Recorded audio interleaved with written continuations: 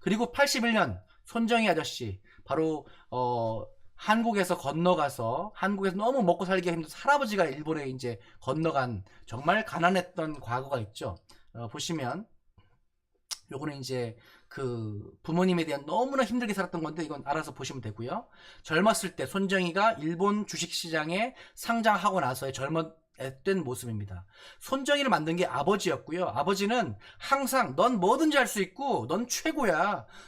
그래서 손정희가 미친 자신감을 갖게 된 거예요. 아버지가 한 번도 아들을 너 이거 못해 이거 안 돼가 아니라 항상 넌 잘할 수 있다라고 가르쳤다는 거, 이게 너무 중요하고요. 참고로 제 요 자신감도 저희 아버지께서 주신 겁니다. 아버지께서 너도 뭐든지 할 수 있다, 그런 게 주신 게 있죠. 바로 손정희 아버님이고요. 바로 손정희 동생 손태장이라고 하는 동생 72년생 저보다 한 살 많은데 이분도 엄청난 투자자가 됐습니다. 손정희를 배우려면 일본의 사카모토 류마 이분을 알아야 됩니다. 이분이 또 아주 골 때리는 또라이신데 이분이 일본 최초 주식회사를 만드신 분이고요. 너무 개방을 하다가 암살을 당하신 분이세요. 그래서 일본 최초의 해운 회사를 만들었습니다. 최초. 근대적 손해배상까지 만드셨고, 손정희 아저씨가 제일 존경하는 사람이고 일본인 최초로 신혼여행을 갔다 온 사람입니다.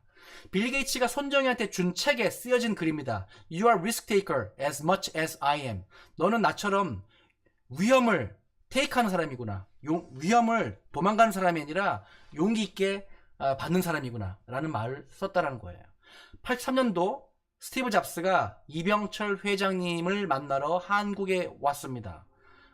이게 젊은 시절의 스티브 잡스고요.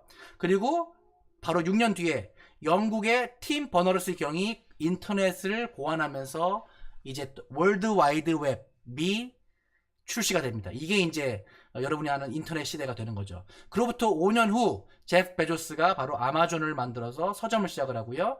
바로 똑같은 해 이 친구 제리 양인과 두 친구가 야후를 만듭니다. 그리고 바로 그 다음에 이혜진 아저씨가 네이버를 만들고요.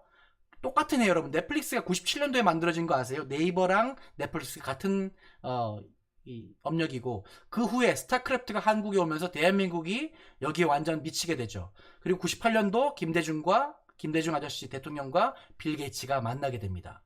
그리고 그해 9월 구글이 만들어지고요. 저랑 동갑내기예요. 이 둘이 세르게이 브린, 레리 페이지, 스탠포드 대학생인데 둘이 구글을 만들게 됩니다. 바로 9월 27일. 그리고 2000년도에 보시면 이 마윈이 손정희를 만나서 이때 42살이고 35살이에요. 딱 6분 만에 240억을 투자하게 됩니다. 손정희 아저씨가. 그리고 14년 후에 알리바바는 186조에 뉴욕에 상장해요. 지금 알리바바의 38%가 34%인가? 손정희 아저씨 건데 240억을 투자해서 186조, 여기에 34% 내지는 35%가 바로 손정희 아저씨 거가 됩니다. 그래서 희대의 두 또라이 천재들이 만나서 엄청난 사고를 치르게 되죠. 그리고 여러분 지금 아는 앨런 머스크가 페이팔을 1999년에 인수하게 됩니다. 2003년 여러분 모르셨죠? 테슬라를 만든 게 앨런 머스크가 아닙니다. 여러분, 마틴 에버하드랑 마크 파테닝 이 두 사람이 만든 게 테슬라고요. 앨런 머스크가 테슬라 뺏어온 거예요. 투자한 다음에. 여러분 모르셨죠? 그 내용은 요거 보시면은 나옵니다. 지금 원래 만드신 분은 폭스바겐 연구소장으로 가 있고요. 원래 투자한다고 들어갔다가 회사를 뺏은 게 앨런 머스크입니다. 그래서 여러분, 사업은 전쟁이에요. 평화 없습니다. 자, 2003년 바로 하버드 이영의 제 후배가 페이스북을 만들었습니다. 이게 원래 모델이고 이게 자기 얼굴이에요. 여러분, 마크 zu커버그 얼굴이었고, 정말 허접했던 초창기 이 페이스북이 바로 17년 전, 18년 전이죠. 이렇게 커질 줄 누가 알았겠습니까? 그래서 보시면 이 대학생 시절에 마크 zu커버그예요. 이렇게 저희 기숙사 요렇습니다. 보통 컴퓨터 보시고요. 그 영화도 나왔고요. 자, 페이팔 2004년도에 앨런 머스크가 이때 투자자로 하면서 테슬라를 얻게 됩니다. 되게 중요하죠. 여러분 다시 한번 말씀드립니다. 테슬라를 만든 거 앨런 머스크가 아니에요. 투자자로 들어가서 뺏었습니다. 그거 아셔야 됩니다. 자, 2005년도 손정희 아저씨가 스티브 잡스를 만나면서 말을 합니다. 야, 아이폰 독점권 나 줘. 이때 아이폰 출시되기 2년 전이에요. 여러분, 2007년 나왔으니까 나 아이폰 독점권 줘. 그랬더니 스티브 잡스가 야 너 그 텔레콤사 없잖아. 없었어요. 휴대폰 사업이 없었어요. 근데 무조건 나 달라. 그 다음에 일본에 있던 보다폰을 인수하면서 이거를 가져오게 됩니다. 그래서 배포가 뭐냐면 준비도 안 된 손정희가 스티브 잡스한테 가서 야 나 독점권 줘. 그 다음에 그 약속을 지키게 되죠. 배포가 세다라는 겁니다. 없어도 있어. 할 수 있어. 없어도 만들면 된다. 정주영 회장님의 맹글면 된다. 다시 태어난 그런 화신 같은 거죠. 그 내용이 여기 다 나옵니다. 읽어보시면 되고요.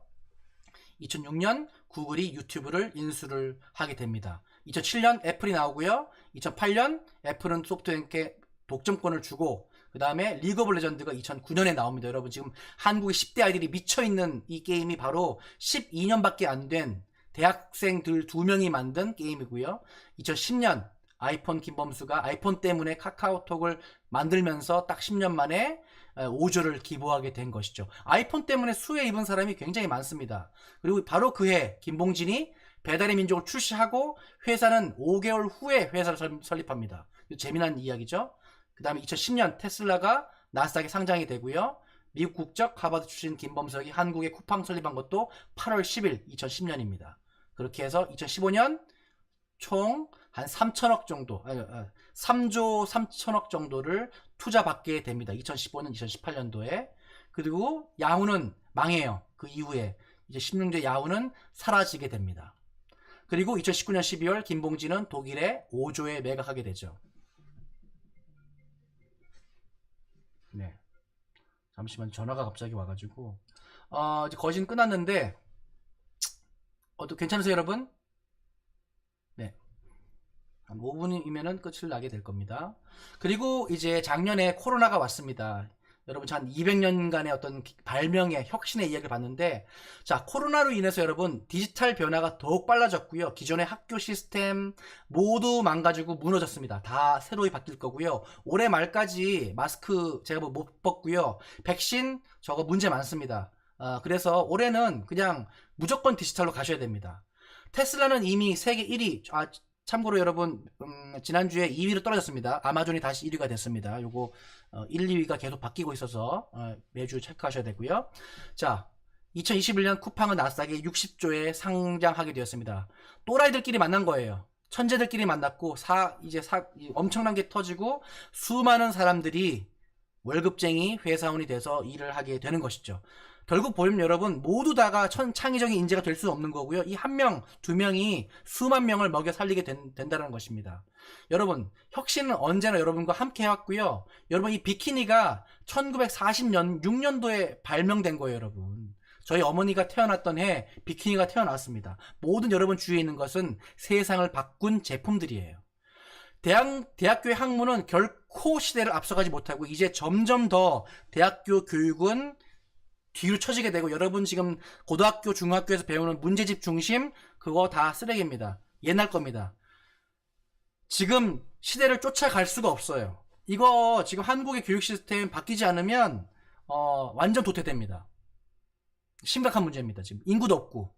자 여러분들도 아마존, 애플, 테슬라 이 세 가지 뉴스를 들으며 살아왔지만 여러분들 여기 주식 갖고 계신가요? 한 명도 주식 없는 사람들이 많습니다.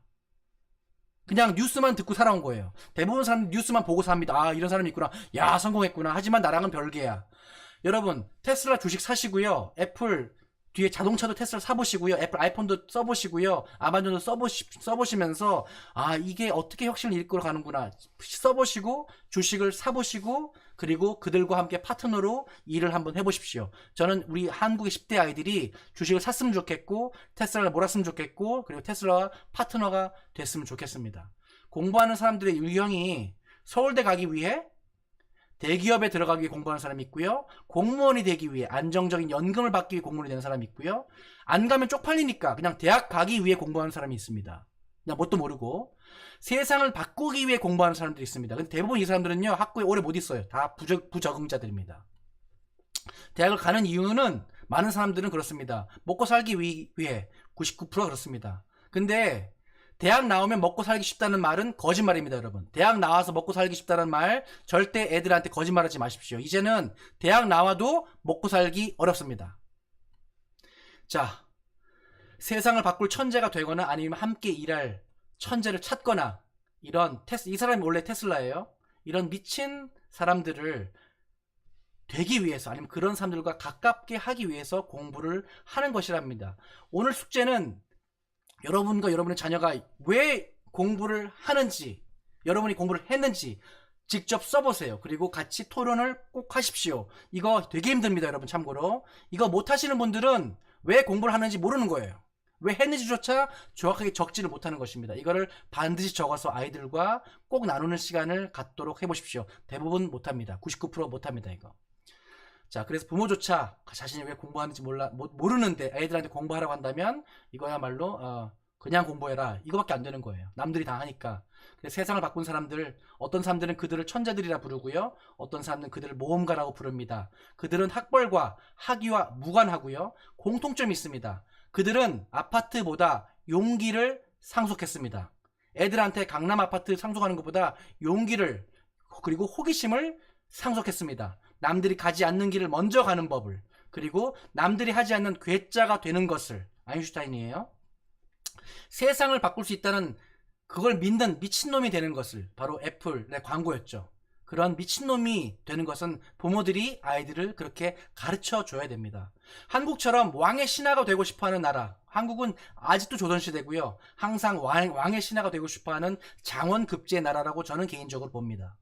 대기업의 임원이 되고 싶은 나라, 이러한 혁신가가 나오는 것은 제가 보기에 결코 쉽지가 않습니다. 한국의 부모가 바뀌지 않으면 여러분 가문에서 이런 혁신가 나오는 거 거의 불가능하다고 저는 개인적으로 생각합니다.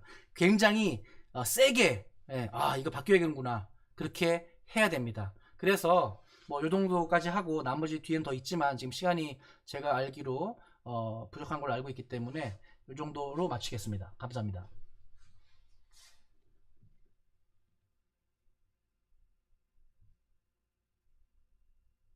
제가 몇 분 했나요?